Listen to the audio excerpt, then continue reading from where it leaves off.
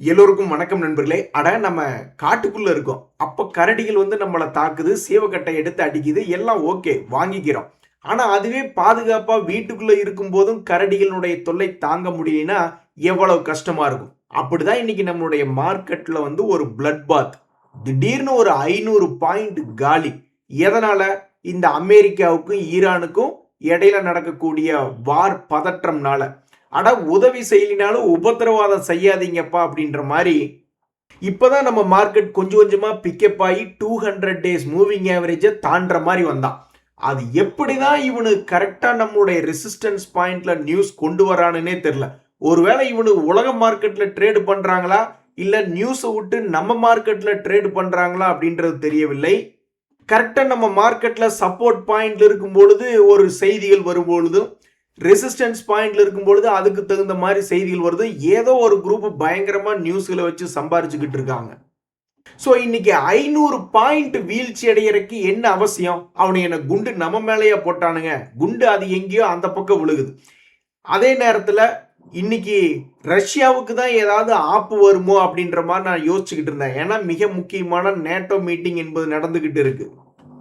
கடைசியில் ஆப்பு ரஷ்யாவுக்கு நினைச்சீங்களா? உங்களுக்கு தாண்டா அப்படின்ற மாதிரி நம்ம மார்க்கெட்டை தான் பெரிய லெவலில் இறக்கி விட்டுருக்காங்க. இல்லை நான் தெரியாம கேட்குறேன். இப்போ இந்த வார் நியூஸ்னு வச்சு 2% நம்ம மார்க்கெட் இறங்கியிருக்கு. 500 பாயிண்ட் இறக்கம் என்பது மிகப்பெரிய வீழ்ச்சி. நாளைக்கே ஏதாவது இல்ல பேச்சுவார்த்தை தொடங்குது, மறுபடியும் நாங்க சண்டை நிறுத்திட்டோம் சொல்லிட்டா உன்னால 2% ஏற முடியுமா? 500 பாயிண்ட் இறங்குனியே, திருப்பி உன்னால ஒரே நாள்ல 500 பாயிண்ட் ஏற முடியுமா? சத்தியமும் உன்னால முடியாது என்பதுதான் பலருடைய கருத்து. ஆக நிப்டி இந்த வருஷம் நீ செஞ்சது எல்லாமே கும்பா வேலை தான்.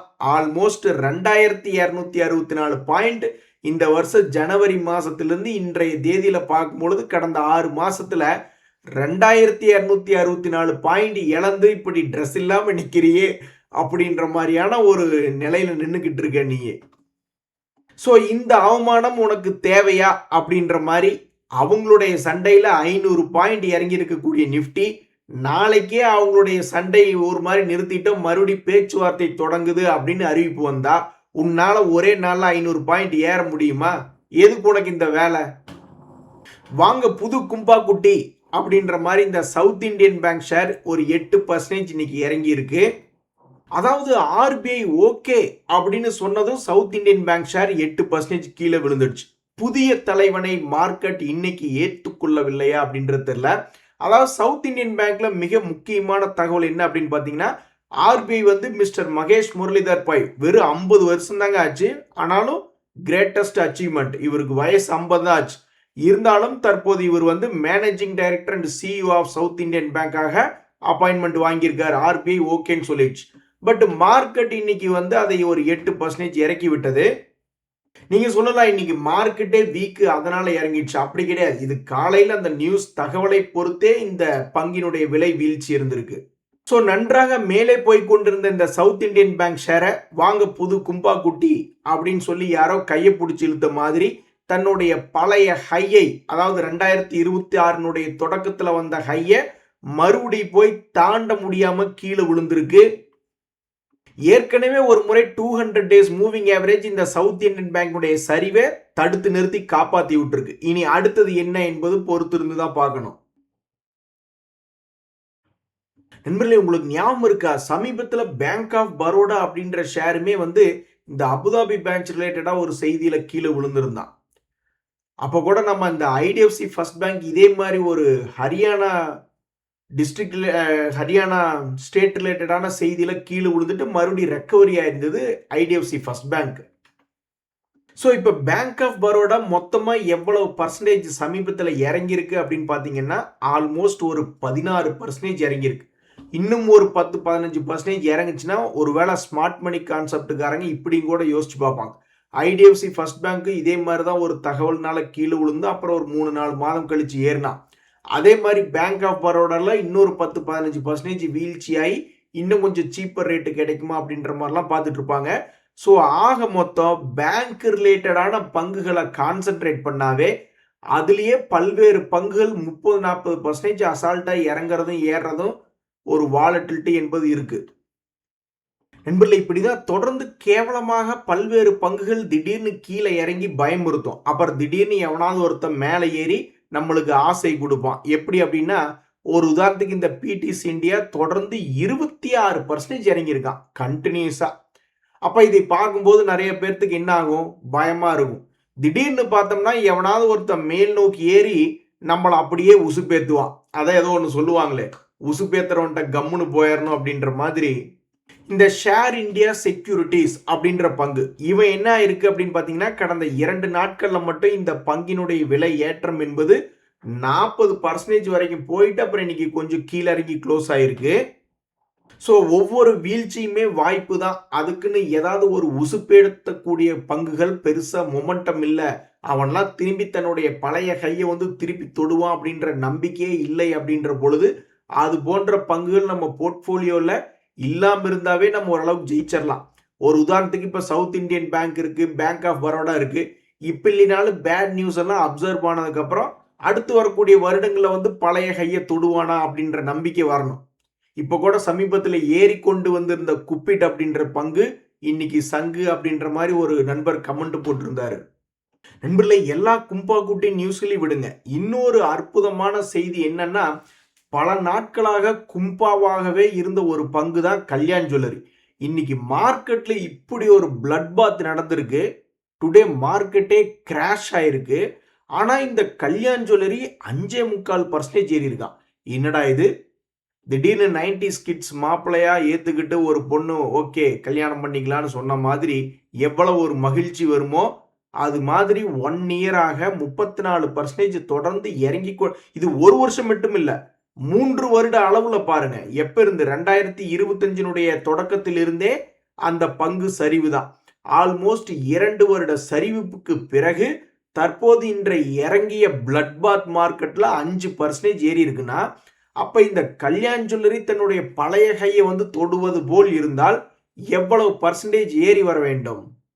கணக்கு போட்டு பார்த்தா ஆல்மோஸ்ட் தன்னுடைய பழைய உச்சத்துக்கு வரணும்னா ஆல்மோஸ்ட் 100% பக்கத்துல ஏறி வந்தா தான் இந்த கல்யாண் ஜுவல்லரி பழைய கையை தொட முடியும்.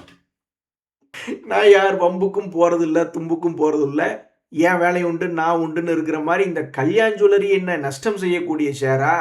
இப்போ வரைக்கும் அவன் நஷ்டத்தில் ரிப்போர்ட் பண்ணவே இல்லை. ரிசல்ட் 70 கோடியில் ஆரம்பிச்சு இப்போ 410 கோடியில் ரிசல்ட் கொடுத்துருக்காங்க. இருந்தாலும் இந்த ஷேரை இவ்வளவு தூரம் இறக்கி விட்டுருக்காங்க.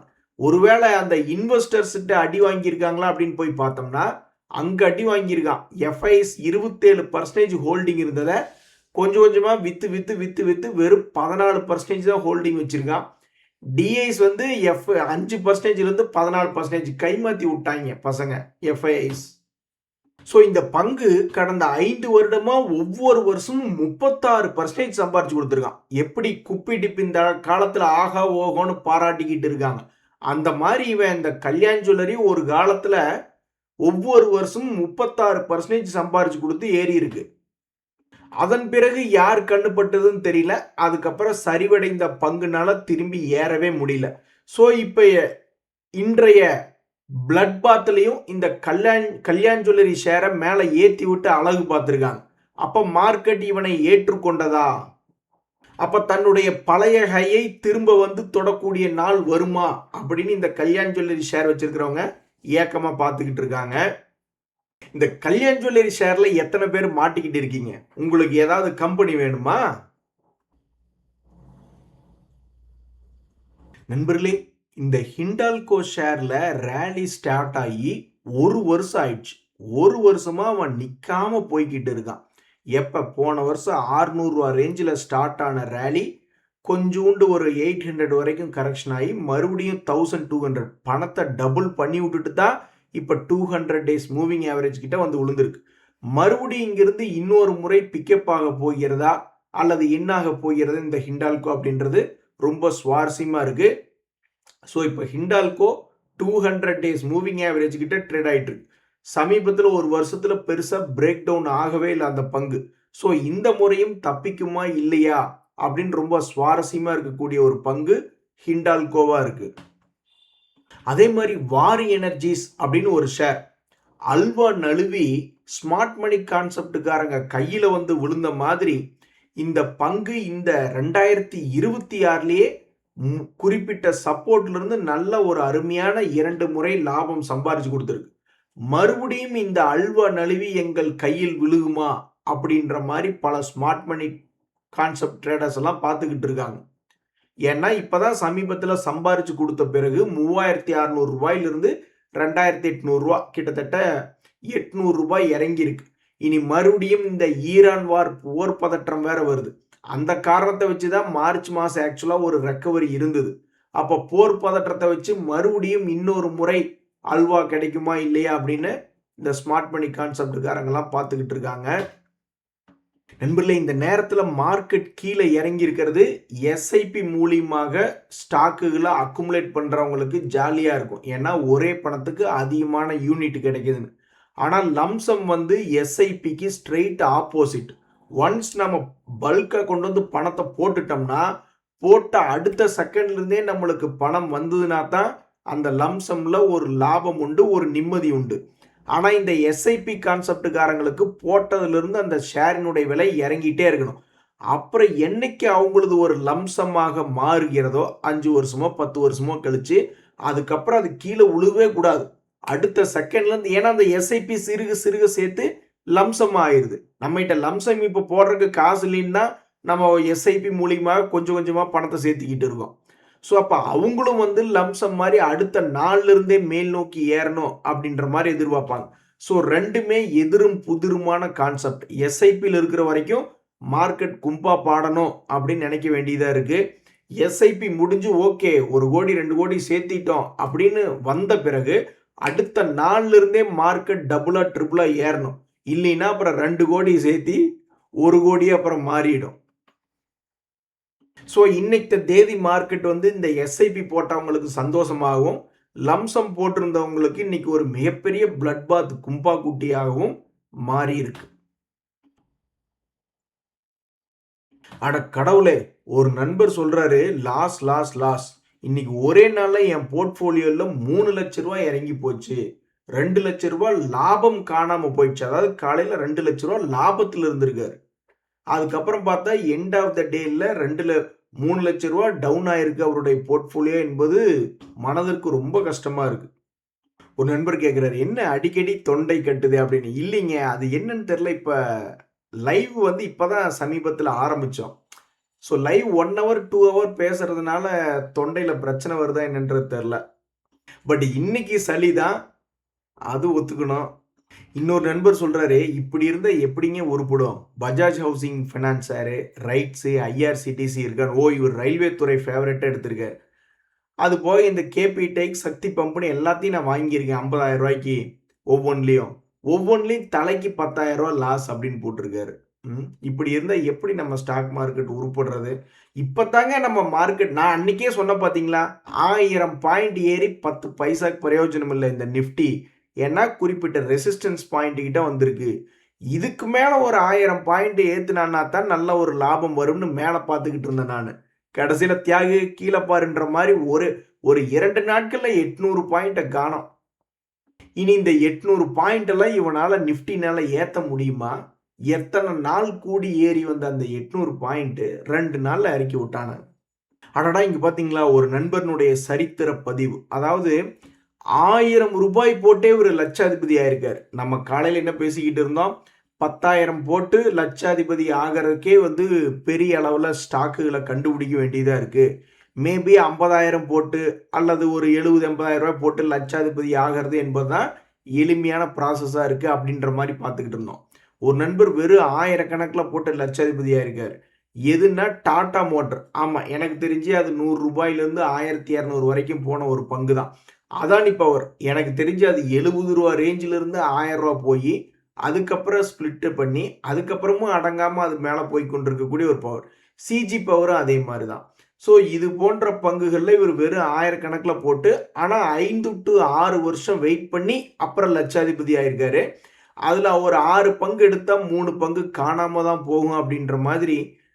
இவருக்கும் வந்து ரிலையன்ஸ் கேபிட்டல், திவான் ஹவுசிங் ஃபைனான்ஸு, உத்தம் கால்வா ஸ்டீலு, அது போன்ற ஸ்டாக்குகள்லாம் இவருக்கு கும்பா பாடி இருக்கு லாங் டேர்ம்னு வச்சிருக்கும் போது. எப்படி பார்த்தாலும் ஒரு 10க்கு பாதி கிளிக் ஆனால் கூட ஓரளவுக்கு பெரிய ஆள் ஆயிடலாம் அப்படின்றது இவருடைய எக்ஸ்பீரியன்ஸ். ஒரு நண்பர் காலையில காலரை தூக்கி விட்டு லாபம் லாபம்னு சொல்லிக்கிட்டு இருந்தேன், இப்ப தலையில துண்டை போட்டுட்டு அப்படின்றார். ஹலோ, நீங்க மட்டும் இல்ல, வரிசையா எல்லாத்தையும் உட்கார வச்சு வரிசையா எல்லாத்துக்கும் இன்னைக்கு துண்டு போட்டு விட்டுருக்காங்க. நான்லாம் சத்தியமே எதிர்பார்க்கல. உண்மையிலேயே என் மனசுக்குள்ள 25,000 தாண்ட போறோம், ஸ்ட்ராங் அப்படின்ற மாதிரி நான் நினைச்சுக்கிட்டு இருந்தேன். 2 நாட்கள்ல வேலையை காமிச்சிட்டாங்க. சரி நண்பர்களே, நிஃப்டி எப்பெல்லாம் ஒரு உச்சத்துக்கு வருதோ அப்பெல்லாம் நீங்க வந்து ஹெட்ஜிங் பண்ணல, உங்களுடைய போர்ட்ஃபோலியோவை பாதுகாத்துக்கல அப்படின்னா, எவனாவது ஒருத்தர் இப்படி ஏதாவது ஒரு 500 பாயிண்ட் 1000 பாயிண்ட் இறக்கி விட்டான்னா, அப்புறம் மறுபடியும் நம்ம போர்ட்ஃபோலியோ அல்லது லாபத்தை முதல்ல இருந்து கீழிருந்து கொண்டு வர்ற மாதிரி ஆயிடும். எது எப்படியோ இன்னைக்கு ஒரு அவசியம் இல்லாத ஒரு பிளட் பாத். இனி நாளை அடுத்தடுத்த நாட்கள்ல ஏதாவது கீழே விழுந்து கிடக்கக்கூடிய பங்குகள் ஆப்பர்ச்சுனிட்டி கொடுக்குதா அப்படின்ற மாதிரி தேட வேண்டிய ஒரு நிலைமைக்கு தான் நான் வருவோம். இனி இவங்க 2 பேரும் சண்டை போட்டுக்கிட்டாங்க, நம்ம தூங்கி எந்திரிக்கிறதுக்குள்ள மறுபடியும் பேச்சுவார்த்தை ஆரம்பிக்கிறோம் அப்படின்னு சொன்னாலும் ஆச்சரியப்படுறதுக்கு இல்லை. இன்றைய தகவல் அனைத்தும் உங்களுக்கு உதயம். எனக்கு மகிழ்ச்சியா. ரொம்ப நன்றி. வணக்கம்.